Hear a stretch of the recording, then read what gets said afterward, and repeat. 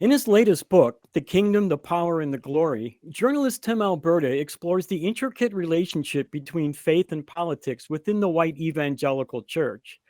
Focused on what he terms an age of extremism, Alberta takes us to Goodwill Church, a place integral to his family's faith journey, to unravel the impact of politics infiltrating religious spaces. The narrative unveils the complexities and challenges faced by the church, especially in the wake of Donald Trump's presidency. Alberta sheds light on the allure of power, examining why millions of evangelicals fervently embrace Trump despite his divisive rhetoric and behavior. The book serves as a compelling exploration of how this intersection has shaped contemporary evangelicism, offering insights into the ongoing struggles and debates within the church community. This article, with all its big words, was from CBS News by Robert Costa, November 26, 2023. Jimmy, I know you like to talk about politics, so you want to start us off? Well, I am glad someone finally said it. I'm joking, of course. We non-Christians, non-evangelicals have been saying this for some time. We actually recently talked about this in a previous episode, and for the viewers, I would suggest you click the link above and check out what I'm talking about. But we know that Christians and the American church runs parallel to American politics. In fact, Alberta says that in his article, and I thought it was a very good quote. We should think about the American church almost in parallel to American politics. When it gains enough influence, when it gains enough power, the fringe can overtake the mainstream. And I think that we see religion in this country influencing politics to the point that we should all be a little bit alarmed and really have a lot to say about it. At least stay informed about what's going on, so that we can ensure our rights really aren't taken from us, aren't stepped on.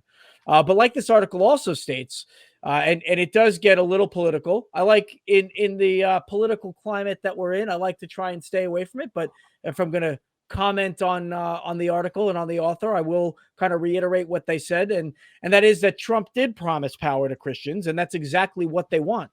And this isn't just a case of power; it is a divide and conquer tactic from a position of bigotry. Essentially, the religious right in this country has succeeded in pinning much of America against immigrants, minorities, the LGBTQ community, and pretty much all by convincing them that they're the others, that somehow Christian nationalism is necessary to ensure the rights of Christians, where you've got to be kidding me. The last group that needs any more rights are Christians, with the exorbitant amounts of money they bring in that they don't pay taxes on, the gigantic properties that they have that could be used for something else. I can't tell you how many churches and religious institutions I drive by that are just acres and acres and acres big, and it's not being used for anything but to indoctrinate children and prey on the needy, etc. So this article does a very good job at pointing out that roughly 42 million evangelicals think that they are at risk of losing their country to the others, and I would be in agreement. And, I really do give Alberta a lot of credit, because in his community, it's not easy to stand up and be the voice of reason. And I think he did so very well in this article. Aaron, what do you think? Do you think that Alberta's onto something, or I like this guy. I like this guy. Yeah. I'm more like this, please, because he sees the importance of keeping your religion out of your politics. Because that just makes for a better politic, makes for a better society, makes for a better country when we can keep it secular and we can keep our religion to ourselves, because then everybody benefits, everybody gets rights, everybody gets freedoms, everybody gets liberty, not just the people in power, not just the people who are in the most popular religion. From this article was really interesting. He got asked, what do you say to evangelicals who are really enjoying this wave of success, I guess, due to the Trump presidency, and what do you say to them that they enjoy winning? And his response was, what are we winning? Supreme Court seats, a seat at the table at the White House? And he responded, show me where in Scripture any of that matters. right? It does. It's not there, and it shouldn't. It just seems like Christians are seeking power just for power's sake. Why do they care so much how other people live their lives? Do they think they're genuinely making the country a better place by doing this, by forcing people to believe what they believe and act the way that they want them to act? There's just so many questions that I don't really have the answer to, because it's just these individual beliefs that come up in these political waves that we're experiencing. You know, life's complicated. There's probably a little bit of everything. There's probably people out there that are seeking power for power. And one thing that really got me this article thinking about was, what comes first, people's religion, and that then influences their politics, or do politics influence their religion? I heard recently that it's actually surprisingly that people's politics influences their religion. It's not the other way around, which is kind of a fascinating idea to me, because it means that in order to combat some of this stuff, we should focus on what people's political views are, and that their religious views might change to follow. Richard, what do you think? Well, just a quick reaction to your last comment. Thinking about how people become religious, it's, 3, 4, 5 years old, they're told about heaven and hell and all these wonderful things, long before they ever get talking about politics. So the indoctrination for religion comes, and then the politics gets added on later. But I think you're right. Down the road, it goes back and forth. It's like a mix. My concern about this Tim Alberta act, I saw him on TV. I read a couple other articles. I haven't read his book because I don't want to spend the money. When I can get it out of the library, I'll take a look at it. But like so much, if not all of theology, discussions of internal differences or different interpretations of their myths, they're all based on no evidence, and thus they really don't go anywhere. What you have here is a struggle in a group of people that's all based on nothing. I mean, you have these myths and beliefs and these ancient books that they rely on, and different interpretations of what's in those books, but none of it relates to what's scientifically known now. And so it's just kind of like a strange fight for who's going to control this group. And the thing that I find very interesting, seeing him on TV and reading some articles, one that he wrote for the Atlantic magazine, I didn't hear him say, I'm not voting for Trump. I didn't hear him say, none of you should vote for Trump. And so, Trump has a lot of the same ideologies that these white Christian national, even not nationalist ones, but just the normal evangelicals have had for years. But Trump is just more out front about them. So, he's more dramatic and bringing him up, and he'll talk about them, and he'll make jokes about them, and he'll hate people, and he'll target people and do things that a lot of these other. But are these people going to be any different? Because is Tim Alberta not going to vote for Trump? Is he going to be out there saying, look, this man's trying to turn us into a, sort of a political theology, a theocratic government? I mean, that's what, Trump wants.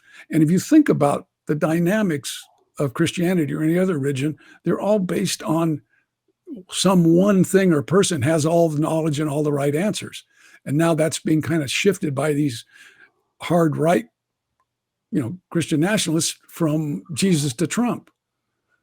There are people that have pictures of him with long hair. I've seen all these things where people say he's our new Messiah. Well, this is why I think AI is going to be the downfall of our society, because you can just make a picture of anything you want, Trump riding T-Rexes and all this other stuff. And this is this has got to stop, because people believe this stuff. Sorry. Well, yeah, they were into seeing is believing, and the trouble with the sort of neo-fascist or truly fascist folks, they have a thing about repeating stuff over and over and over again. And after people hear something enough times, sometimes it sinks in a little bit, even when it's blatantly not true. Yeah. On the bright side, though, there is an organization called Christians Against Christian Nationalism that's been very active in fighting this ideology. Yes. Yeah, this is part of their mission statement. Christian nationalism seeks to merge Christian and American identities, distorting both the Christian faith and America's constitutional democracy. Christian nationalism demands Christianity to be privileged by the state and implies that to be a good American, one must be Christian. It often overlaps with and provides cover for white supremacy and racial subjugation. We reject this damaging political ideology and invite our Christian brothers and sisters to join us in opposing this threat to our faith and our nation. So there is a large group of Christians who are fighting back against this idea here.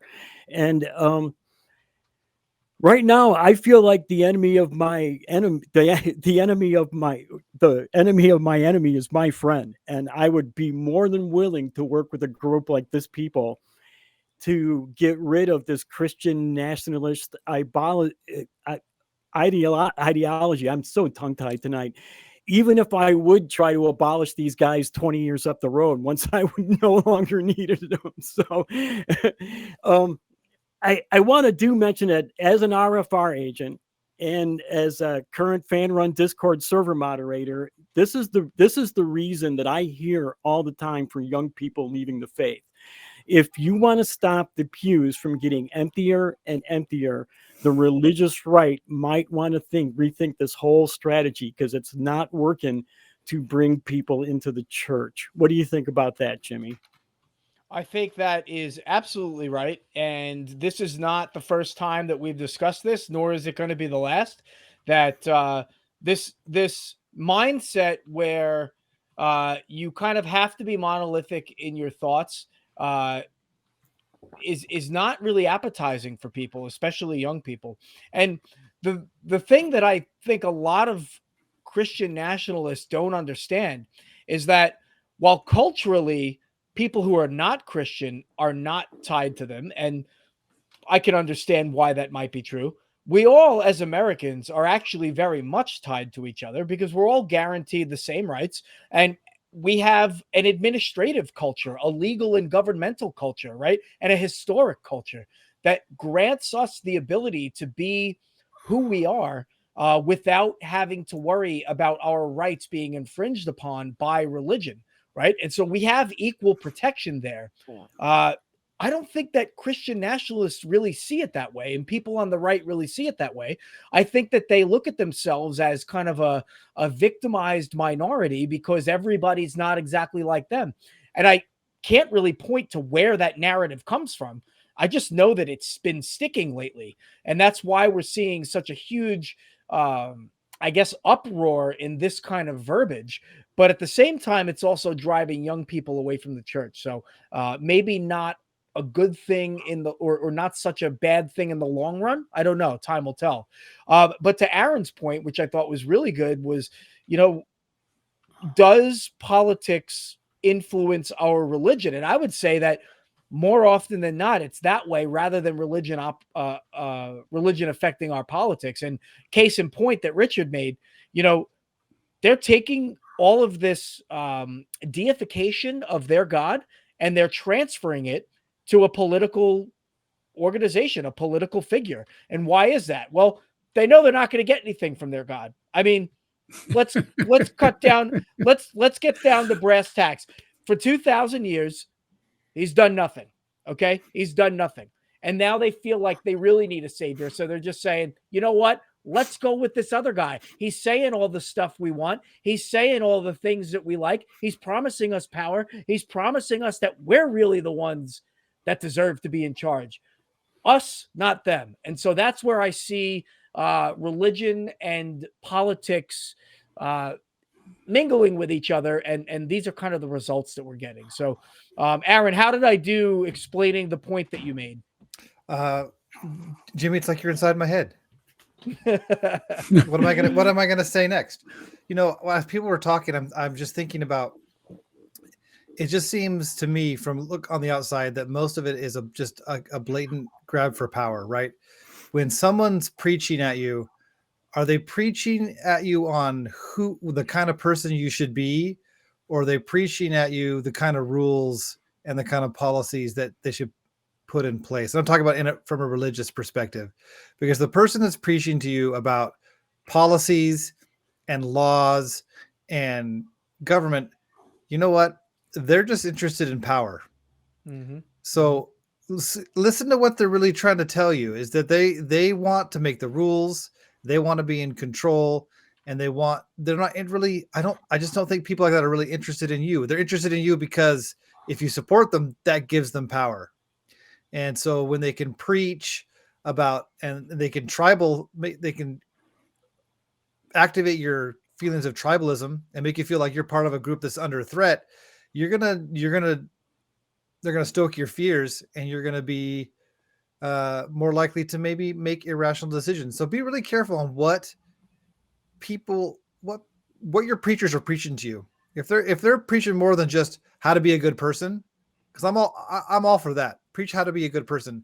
But if they're preaching more on laws and policies and politics, I'd probably go find a different church if I was you.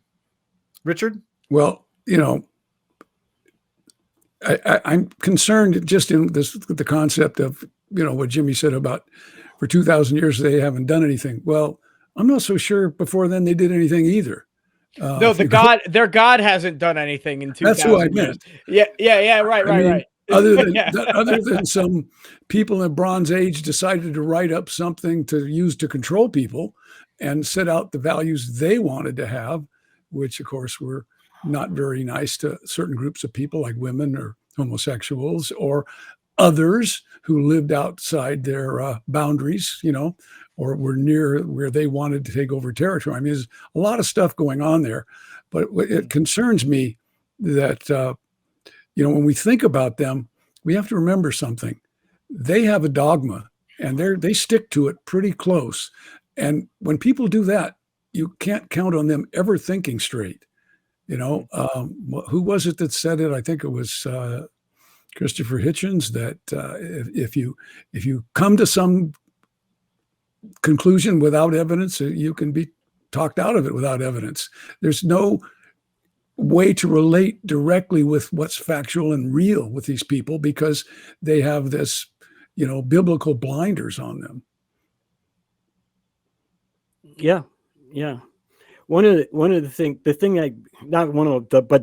that really got me about this article, and nobody mentioned it, and maybe it's just because of my recent personal experience, I was appalled that these people would come up to him at his father's funeral. Oh. I mean, what kind of a freaking good person would do something like that? Now, I live in a very conservative area. I have a rainbow flag in the front window of my store. I always put progressive candidates' election signs out on my front lawn. Everybody knows who I am around here. I live in a not only a conservative area, but a not very populated area. So everybody knows everybody.